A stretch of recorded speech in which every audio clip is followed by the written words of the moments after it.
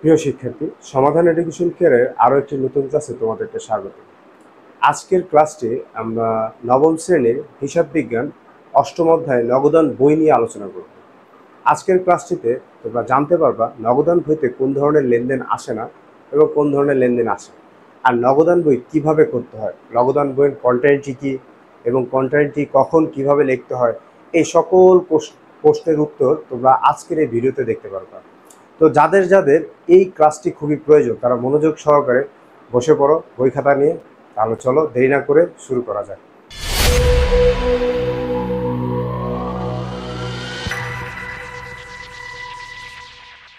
প্রথমেই আমরা জেনে নেব যে নগদান বইটা অ্যাকচুয়ালি কি। দেখো, একটি প্রতিষ্ঠানে প্রাথমিক বই কি আমরা জানি, প্রাথমিক বই হচ্ছে জাবেদা। আর এই নগদান বইটা জাবেদারই একটি শাখা।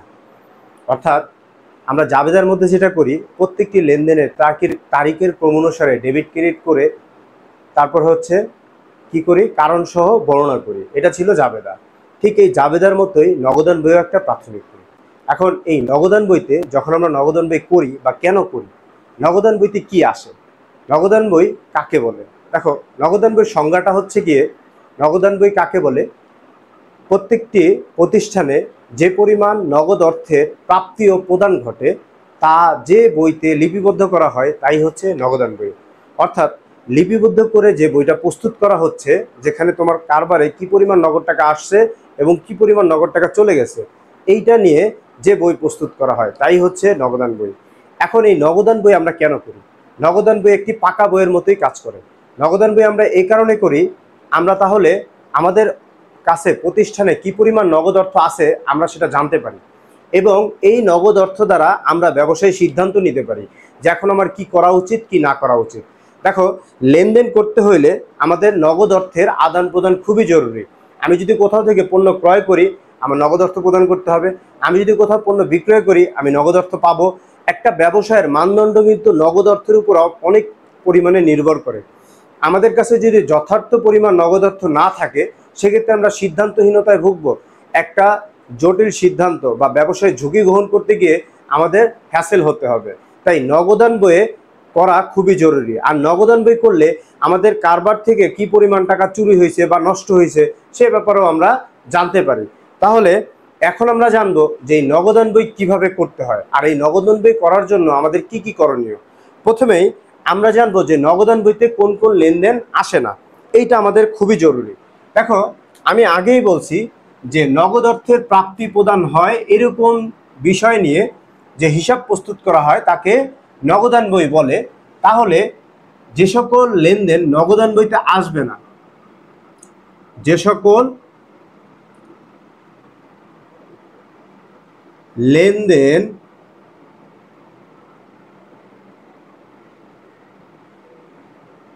নগদান বইয়ে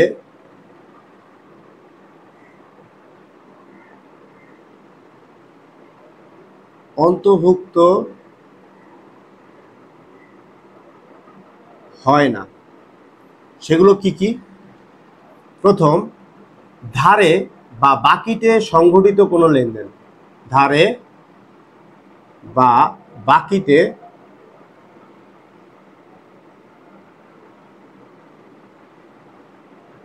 সংঘটিত কোনো লেনদেন।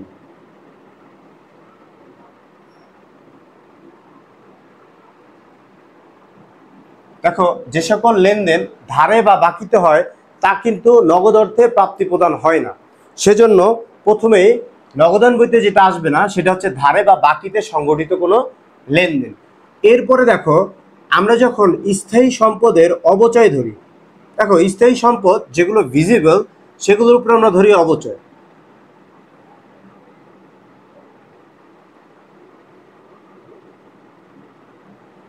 আবার কিছু স্থায়ী সম্পদ আছে যেগুলো চোখে দেখা যায় না, সেগুলোর করি আমরা অবলোকন। এগুলো নগদান বইতে আসবে না। এরপরে কোন লেনদেন আসবে না নগদান বইতে? কারবারি বাট্টা। কারবারি বাট্টাও নগদান বইতে অন্তর্ভুক্ত হবে না।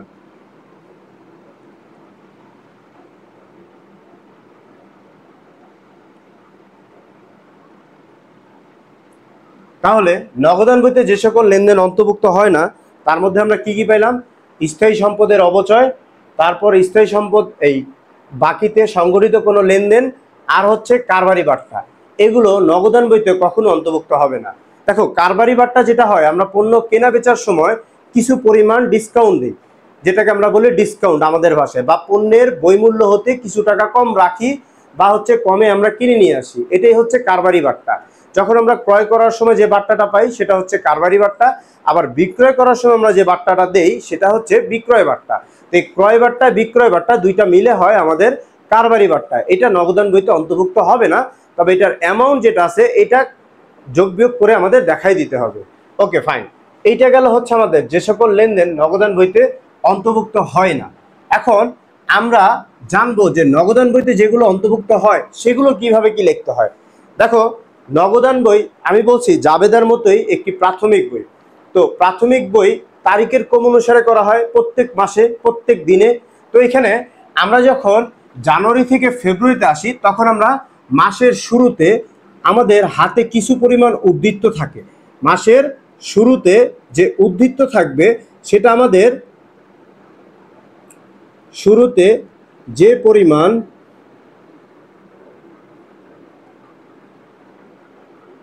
নগদ অর্থ,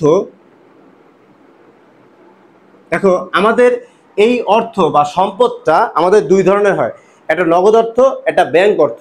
তো এই নগদ অর্থ ও ব্যাংক জমার উদ্ধৃত্ত ও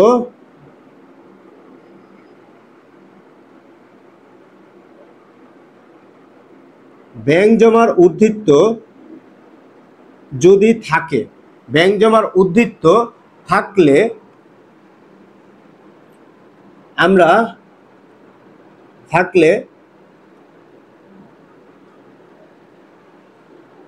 ডেবিট পাশে ব্যালেন্স বিডি নামে লিপিবদ্ধ করব। ব্যালেন্স বিডি নামে লিপিবদ্ধ করব।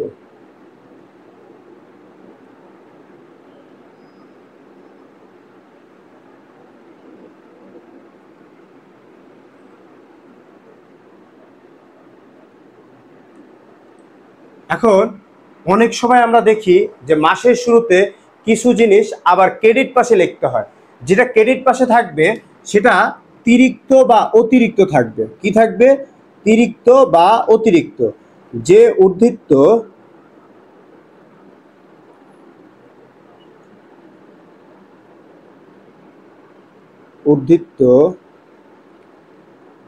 তিরিক্ত বা অতিরিক্ত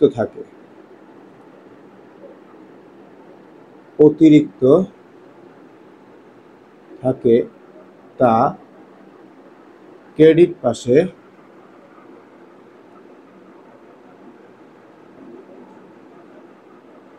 পাশে ব্যালেন্স বিডি নামে লিখবা। ব্যালেন্স বিডি নামে লিখব। এটা ছিল আমাদের প্রথম বিষয়, যে মাসের শুরুতে কিভাবে কাজ করতে হয়। মাসের শুরুতে যে হিসাবের উদ্ধৃত্তটা থাকবে, যদি সেটা ব্যাংক জমার উদ্ধৃত্ত বা নগদ জমার উদ্ধৃত্ত কথা বলা থাকে, সেক্ষেত্রে তুমি ডেবিট পাশে ব্যালেন্স বিডি নামে লিখে দিবা। আর যদি কোনো কারণে সেটা আমাদের কি থাকে, এই জমার উদ্ধৃতির পাশে তিরিক্ত বা অতিরিক্ত কথা থাকে, তাহলে সেটা ক্রেডিট পাশে ব্যালেন্স বিডি নামে লিখবা। এটা হচ্ছে প্রথম বিষয়, এটা মাথায় রাখতে হবে। এরপর আমাদের আরেকটা জিনিস মাথায় রাখতে হবে, সেটা হচ্ছে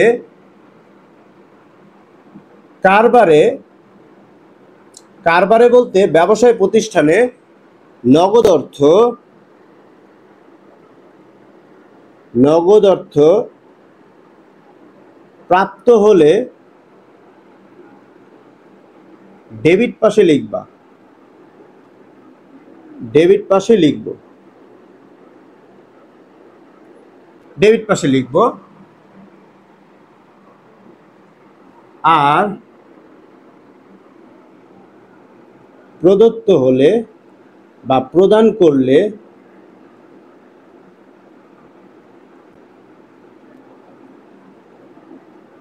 প্রদান করলে আমরা লিখব ক্রেডিট পাশে।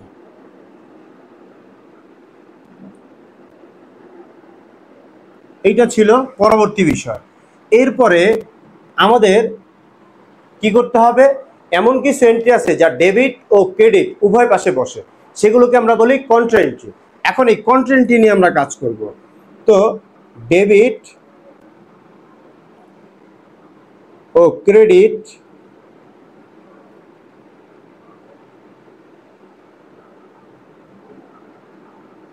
উভয় পাশে বসে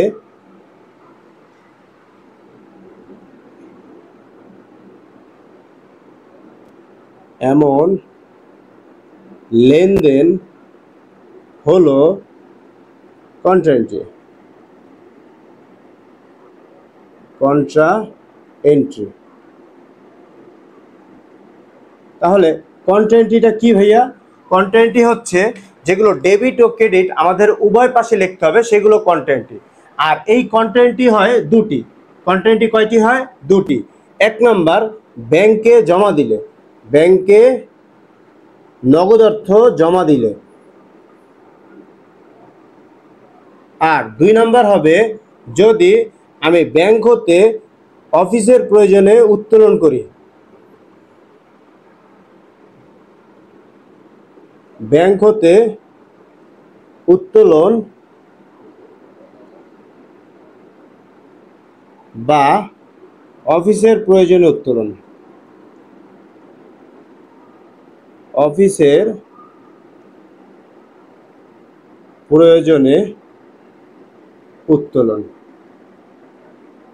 যদি এই কথা বলা থাকে যে ব্যাংক হতে উত্তোলন অথবা অফিসের প্রয়োজনে উত্তোলন, যদি শুধুমাত্র এতটুকু বলে যে ব্যাংক হতে উত্তোলন, তাও সেটা কন্ট্রা এন্ট্রি হবে। যদি বলে অফিসের প্রয়োজনে উত্তোলন, তাও সেটা কন্ট্রা এন্ট্রি হবে। আবার ব্যাংকে যখন আমরা নগদ অর্থ জমা দেব, তখনও সেটা কন্ট্রা এন্ট্রি হবে। আবার যদি আমরা কোনো চেক পেয়ে সঙ্গে সঙ্গে তা ব্যাংকে জমা দেই, তাহলে আবার সেটা কন্ট্রা এন্ট্রি হবে না। কিন্তু অন্য এক তারিখে, মানে আমি আজকে হচ্ছে কত, আজকে 17 তারিখ, আমি 19 তারিখ জমা দিয়েছি, সেক্ষেত্রে আমাকে কন্ট্রা এন্ট্রি করতে হবে। আর 17 তারিখ পেয়ে যদি 17 তারিখে আমি চেকটা আবার জমা দিয়ে দিই, সেক্ষেত্রে আমাদের কন্ট্রা এন্ট্রি হবে না। এখন কথা হচ্ছে আমরা চেকটা পাবো কোথা থেকে? আমি ধরো বিক্রি করলাম চেকের মাধ্যমে, আমি কারো কাছে টাকা পাইতাম দেনাদার, সে আমাকে চেকের মাধ্যমে পরিশোধ করলো। এই ধরনের লেনদেনগুলো ব্যাংকে এবং নগদে দুইভাবে লেনদেন হয়। আমাদের যত লেনদেন নগদে আমরা যে লেনদেনগুলো করি, সেগুলো হচ্ছে ডাইরেক্ট ক্যাশ দিয়ে করি অথবা চেক, ডেবিট কার্ড, ব্যাংকের মাধ্যমে করি। সেগুলোকে আমরা কি বলবো? সেগুলো হচ্ছে আমাদের ব্যাংক হিসাবের ঘরে চলে যাবে। আর যেগুলো নগদের ঘরে বসবে, যেগুলো আমরা ক্যাশে লেনদেন করব, সেগুলো হবে নগদের ঘরে। দেখো, আমি এখন কোথাও গেলাম, দোকানে গেলাম, গিয়ে কিছু কিনলাম, কিনে তাকে আমি পকেট থেকে 100 টাকা দিয়ে দিলাম, এটা হচ্ছে আমার নগদে লেনদেন। আবার আমি কারো কাছ থেকে কোনো কিছু কিনলাম, সেটা আমি কার্ড পাঞ্চ করে বিল করলাম, এটাও নগদে হয়েছে। তবে এখানে ব্যাপারটা হচ্ছে এইখানে ব্যাংকের অর্থ কমছে, আর যখন আমি পকেট থেকে 100 টাকা দিছি, তখন আমার নগদ অর্থ কমছে। তো এই নগদান বই করতে হইলে আমাদের যে সব থাকবে, ডেবিট ও ক্রেডিট উভয় পাশে দুইটা টাকার ঘর থাকবে, একটা নগদ টাকার ঘর, একটা ব্যাংক টাকার ঘর। যদি আমরা এক ঘরে নগদান বই করি, সেক্ষেত্রে আমরা ব্যাংক টাকার ঘর পাবো না। এই নগদান বইকে 4 ভাগে ভাগ করা হয়। নগদান বইয়ের প্রকারভেদ কয়টি? 4টি। তো সেটা একটু আমরা এখানে আলোচনা করব।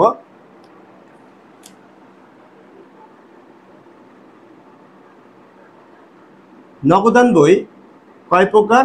নগদান বই 4 প্রকার। এই 4 প্রকার কি কি? যথা, 1 নম্বর হবে এক ঘরে নগদান বই।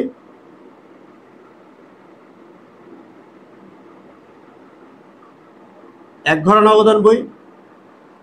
2 নম্বর হবে 2 ঘরে নগদান বই।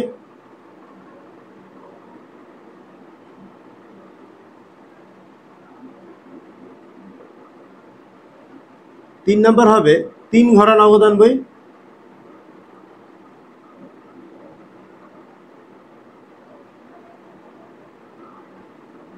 এরপর 4 নম্বর হবে খুচরা নগদান বই।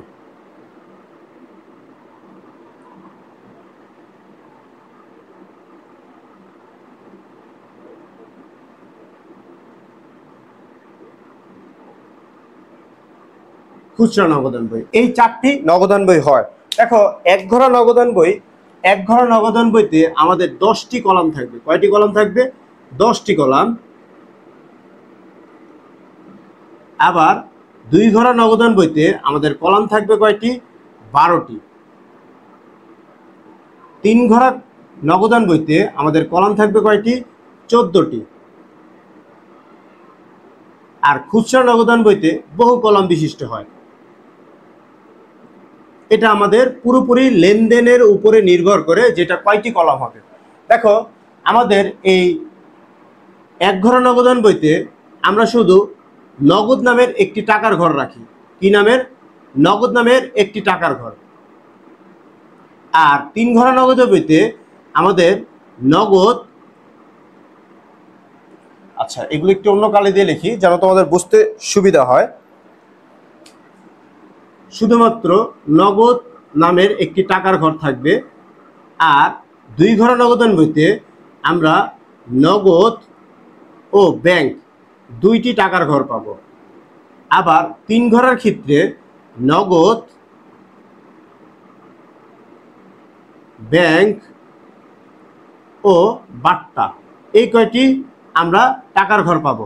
আর বহু কলামে টাকার ঘর হবে যত লেনদেন আলাদা আলাদা হবে অত আলাদা আলাদা। এটা এখন আমাদের শেখা লাগবে না, এটা হচ্ছে আমাদের ইন্টারের জন্য।